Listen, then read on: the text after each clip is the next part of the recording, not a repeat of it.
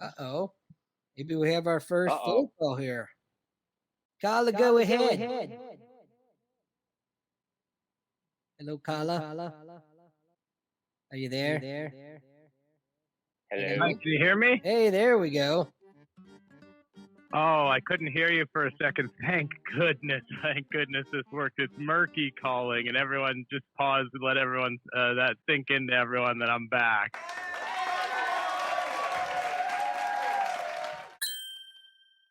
How are you guys? Who's this again? Murky. I'm doing the cold open for the Not Even a show, and I'll tell you, I've had a tough couple of weeks. I'm really enjoying the show a lot. I'm really glad to be talking to two friendly voices like you. Basically, Stoop took over, took my job, and has been doing the cold opens and has bombed 2 in a row. And so I finally escaped from my confines. I was out in the forest running around for a while. Now I'm. Well, welcome back. Are you still? Welcome back, Mark. Feel like we lost you there, maybe. Oh. I don't know if it's your line or mine, brother, but. Can you not hear me? I can hear you You're now. not coming. Yeah, I can hear you now. Can you hear me now? Good. Okay, so how much did I cut out a bunch? That's too bad. So what did you hear? What did you hear me say? I heard you say a lot, and I wasn't able to process it, to be honest. Oh, okay. Basically, I do the cold opens for the Not Even a show. I was doing them. I had a huge streak going. It was really incredible. And then Stoop basically kidnapped me, is the only word. And then he started trying to do the cold opens. He bombed 2 in a row. Now I'm back. And basically, the cold open is I just need you to say, let's start the show. If you can say it in unison, then we hit the cold open hit. Everyone goes crazy, and I'm a hero again. I'm so confused, but I'm down for just about anything. What are we saying again? You say, let's start the show. Let's start the show. You ready, Bit? Okay. Ready? 1, 2. Let's start the show.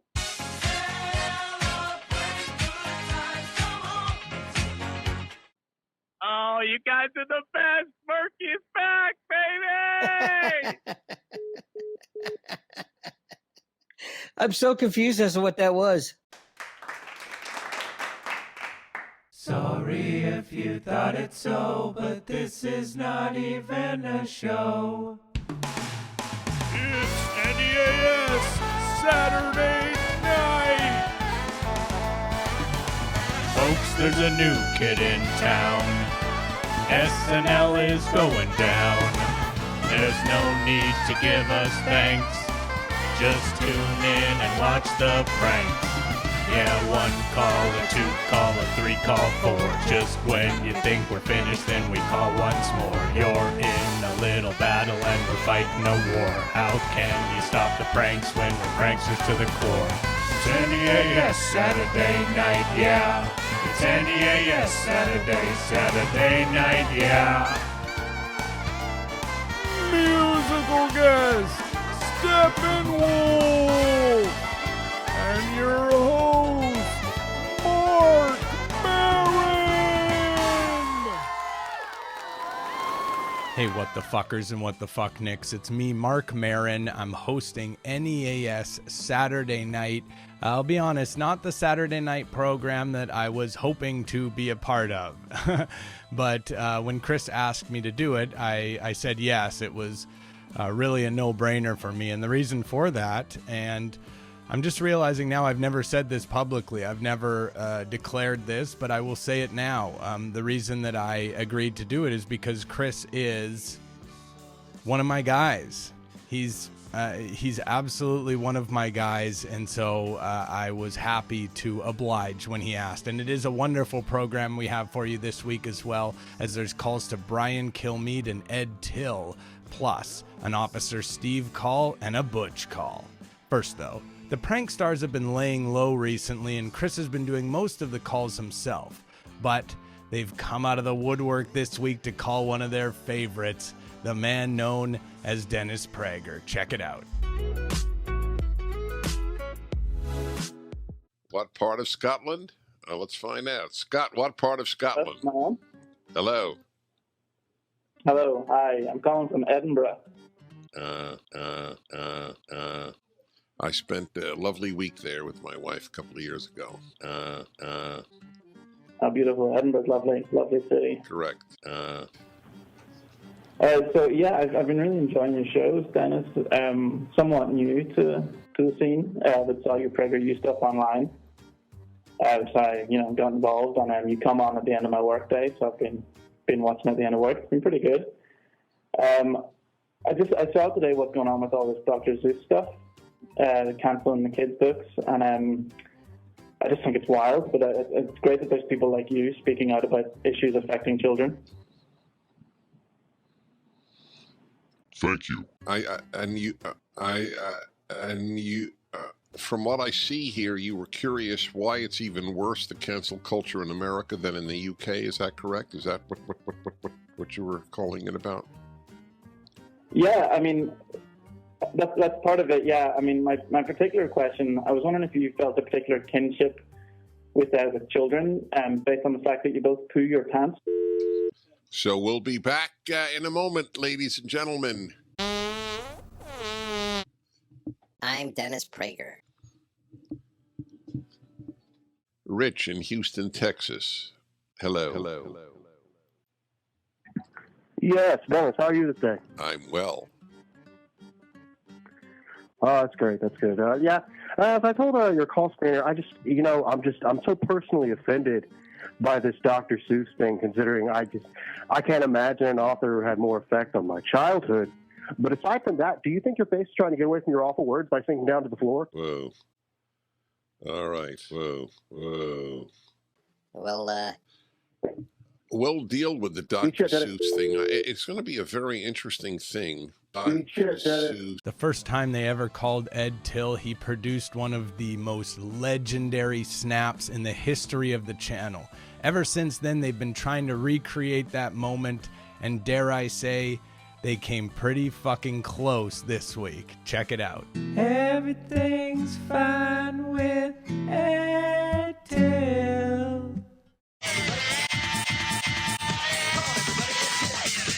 All right, let's begin with Jason. Hi, Jason. Hello? Yes, sir. How are you? Welcome to the show. Hey, doing well. I wanted to talk about cancel culture and free speech, if that's all right. Yes, please do. Okay. Well, I think it's obvious to anyone with half a brain that cancel culture is out of control and censorship is even worse. I think that every single person who engages in it is pathetic and scared, and that's why I want to say that you're a coward for censoring Roy, you washed-up I loser. knew it. I knew it. I said that. I said Jason is with Roy. You give Roy my best. Is it Rich in Houston? Yeah, yes, it is. Go ahead, man. Welcome to the show. Nice to hear from you. Well, it's good to hear from you, Ed. I gotta tell you, Roy would beat you in a boxing match, an MMA fight, a Greco-Roman wrestling match. Hold on. Go slow. Just go slow. Just go slow. No, I'm going to tell you. No, you don't get to tell me. I'm going to tell you what's going to happen. All right, here we go. I'm happy to meet up with him in person. I am happy. You want to put him in a ring with me? You want to have MMA? You want to have weapons? Whatever you want to have. I'm telling you, I'll meet up with him now. So give me the first and last name. We will set it up and have, there's got to be somebody that would benefit from it. We'll try to get like some foundation for kids. Maybe we get the Shriners kids to benefit. But I also want a way that after it's over, there's some kind of binding legal precedent here. So that's what I'll do with you. I will meet up with him anywhere. We do have a guy, a public, private investigator guy. Public investigator guy. Looked him up a few months ago. We thought he was a violent guy. He's got some violent tendencies in his background up there where he lives. But so what? You deliver him. You get him to show up wherever it is. I will be there for you and him. As long as we can get a beneficiary of a good cause, I want to get somebody to benefit off the money we raise, then I want a consequence for whoever wins. You will both sign What the consequence is so that when it's over, there's something legally enforceable against you or against me. Then I think we got some. So, you want to set that up? I'm all for it. Can I respond now, or have you still muted me like the coward you are? Yeah. Look, my people will get in touch. There's no my people. You don't talk to me, my people. Okay? So if you want to address me, there is a way to address me. I just addressed you. As a matter of fact, I don't need your consent for anything now. I believe you've been given an opportunity in public. I'd like to see if you take us up on it. Take us up or don't, but don't say you weren't given. Don't say you weren't attended to. Don't say that he didn't get what he wants now. Now he can have what he wants. But you got to get him physically there. This will be a physical meeting face to face. That's your job now. Everything's fine with Ed Tyll. Agree, not agree, because you work out your own details. And if it doesn't happen, that's okay too. You wouldn't be the first one. But I will say, since you're so, and again, I'm not sure if this isn't Roy himself, but if you're determined, if you're one of his little buddies up there and you're determined to make this happen, I am telling you right now, I will make this happen anywhere you can be. I don't think you can do it. I'll give you an extra will I kick in for the premium. I will. I'll give you 2-to-1 odds. If I lose, I will double pay a foundation. But I am telling you right now, I never, ever welch on a commitment. So I will be there. Doesn't matter if you agree or like it. You either show or you don't show. Okay? And you don't need to be heard. Why do I need to air you? Why do I need to put your voice on the air any more than I have? I hear you. I know what you want. I'm ready to do it with you. Make it happen. Everything's fine with Ed Tyll. He goes and snaps on you. That's all. You don't need to talk anymore. We don't need any more dialogue. You're dismissed. You're dismissed. You want to come and bring something back sometime? Bring it back. Bring it good. Make it good.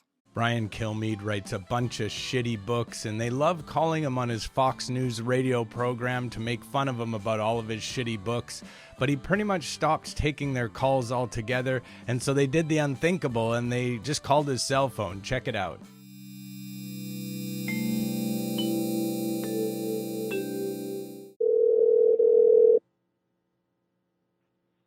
Hello. Hi, Brian. My name is Charles Wilson. I just got your number from somebody at Fox. We're working on an article about the top conservative authors of the last decade, and we're hoping to just get a comment from you for my publication. Hold on a second.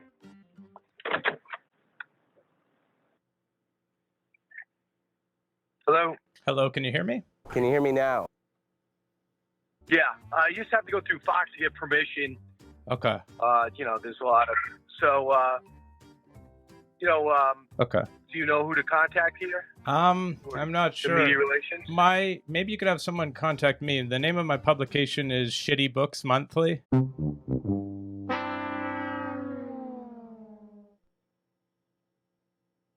Okay, sounds good. Okay, bye. Officer Steve just wants respect. No, he needs respect. He demands respect. And if somebody doesn't give him that respect, well, they're in for a really, really tough phone conversation. And that's what happened this week with Joe Catenacci. I forget what the guy's name is. His first name is Joe. Check it out.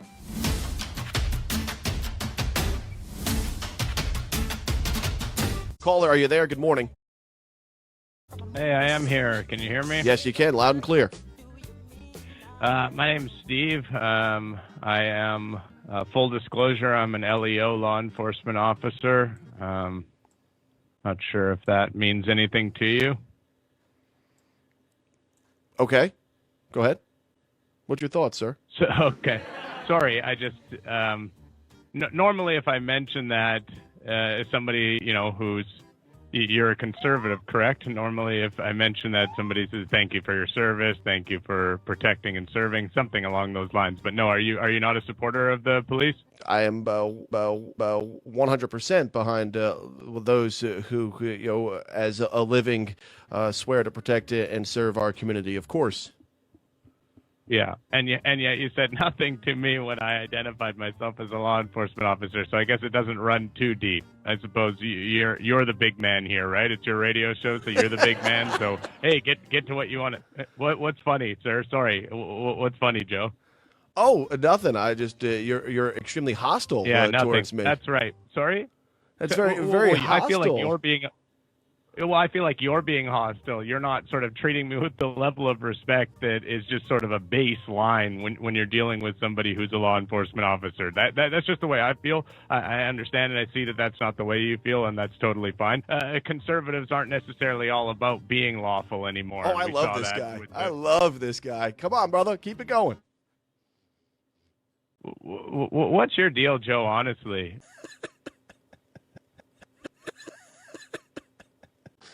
Oh, what deal? I'm trying to figure out the deal that we're making right now. Well, I called into your radio program. It's a call-in radio program. I phoned in. I identified myself as a law enforcement officer. You essentially scoffed at that, and it created a sort of a strange dynamic between us. I think that's what's happened here. I think you claim to support law enforcement because it, works well for you in your stupid little radio show. All right, let's bye-bye. Well, folks, that's the end. Just kidding. Do you really think that we'd go through a whole episode and not have any Butch calls? Give me a break. That's ridiculous. You should punch yourself in the dick for thinking that. Butch is our favorite caller, and he called someone this week who eventually figured out what was going on, but his co-host didn't, and I absolutely love when that happens. Check it out.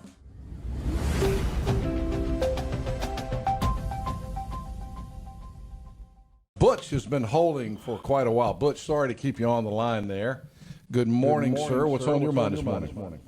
Hey, it's Butch. How are you? Hey, Butch. So the guy told me, I don't know if it was you, but somebody in the break or whatever, they said, Butch, you got to keep your comments quick. Yeah, so do it. Let's go. What you got? What you got? Oh, I'm sorry. I apologize. It's early on in the morning, and I want to talk about so socialism is obviously coming at this point in regards to cancel culture, and so I would say certainly that cancel culture is a big problem in regards on the schools. Yeah. You think it's cancel culture that that kept the senators from voting last night? Sorry? Loves to talk, but he don't know much. He's your favorite caller, and his name is Butch. In regards to what? I'm a biggest fan of your program. I watch it every single day. I listen to it every single day. I was your exactly audience, and I just Where do you live? Where do you live, Butch? I live in Greensville. All right. North Carolina. I live on. Don't say what street you live on. That's okay. You don't have to do that.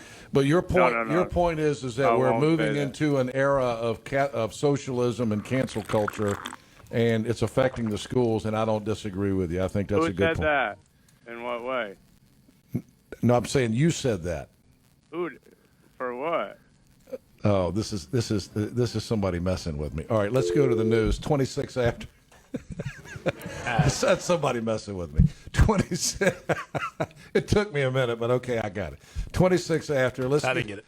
Let's go. That was stupid. It was actually pretty funny. No, it was pretty. He sounded like he was drunk. No. Butch is on the line now. He's your favorite caller. Wanted to talk news, so decided he would holler. If you do a show that's real dumb, let me tell you, man, well, you just might end up with someone like this is a fan, but works at a store, loves to do a lip kiss, never bombs a phone call. Yeah, I'm telling you, you don't miss.